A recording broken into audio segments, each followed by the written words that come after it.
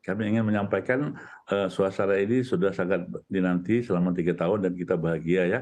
Artinya semua pihak sebetulnya termasuk dunia usaha ini menyambut baik akan, pencabutan PPKM. Nah, hanya saja diingatkan bahwa di dunia ini termasuk di Indonesia masih, ada COVID-19 atau pandemi COVID-19 itu masih ada, sehingga kita harus menjaga parameter-parameter yang sudah kita kendalikan dengan, di bawah, parameter WHO itu kita kendalikan sama-sama, sampai betul-betul, pandemi ini dicabut, gitu, Mbak. Jadi memang dengan adanya pencabutan PPKM ini kita juga tetap harus mawas dan waspada walaupun PPKM sudah dicabut, tapi memang COVID-19 juga masih ada. Namun kalau misalnya Pak, kita misalnya ke tempat umum, kemarin kita juga tahun baru kan jalan-jalan keluar gitu, kita ngelihat perbelanjaan, kita ngelihat pusat-pusat tempat umum dan lain-lain, kita melihat masyarakat yang datang sepertinya sudah tidak ketat lagi prokesnya, sudah ada yang copot masker, sudah berdesak-desakan. Nah, Bapak melihat hal ini bagaimana? Apakah ini berarti tetap ada potensi penurunan COVID-19 yang juga masih marak dengan adanya masyarakat yang semakin longgar nampaknya? Ya, betul. Jadi, situasi ini harus disikapi dengan wise betul ya, bijaksana betul oleh kita, seluruh masyarakat. Satu sisi kita boleh nih, kita kembali normal lagi, hanya saja diingatkan kita masih ada Covid loh, yang bisa menular setiap saat. Bahkan kalau ada subvarian baru bisa terjadi lonjakan kalau kita tidak hati-hati. Nah, untuk itu ayo kita memanfaatkan pencabutan pembatasan ini ya, Pak Anwar ya, PPKM ini dan harapannya, kita juga ikut menjaga, karena Covid masih ada. Ayo kita sampai betul finish mengawal ini, sehingga, betul-betul Indonesia dan juga dunia itu lepas dari pandemi Covid-19. Nah, kami ingin menyampaikan, Mbak, ya, jadi dicabutnya PPKM ini belum berarti atau bukan berarti dicabutnya keadaan kedaruratan kesehatan atau wabah di Covid-19 ini. Jadi kita belum dicabut nih, suasana kedaruratan itu. Artinya apa? Kita masih ada, potensi untuk terjadinya penularan ataupun lonjakan kasus. Ada pencabutan PPKM ini tentunya kita harus melihat data kesehatan tersendiri di Indonesia. Sebenarnya bagaimana data dari pemerintah dan Kemenkes sampai saat ini persentase dan tingkat vaksinasi booster di Indonesia? Apakah memang sudah cukup untuk akhirnya kebijakan pencabutan PPKM dilakukan? Pak Syahril. Ya, terima kasih. Jadi ada faktor atau indikator atau parameter utama yang menjadi penilaian dicabutnya PPKM. Yang pertama adalah, angka konfirmasi ya, atau angka positif COVID ya. Yang kedua angka kematian.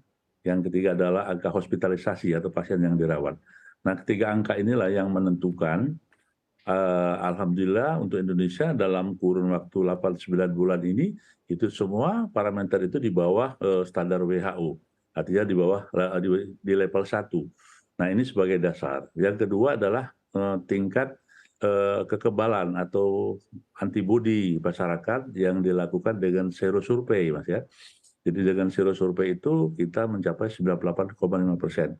Nah, kedua faktor utama dan faktor, vaksinasi tadi atau kekebalan tadi inilah yang menjadi dasar.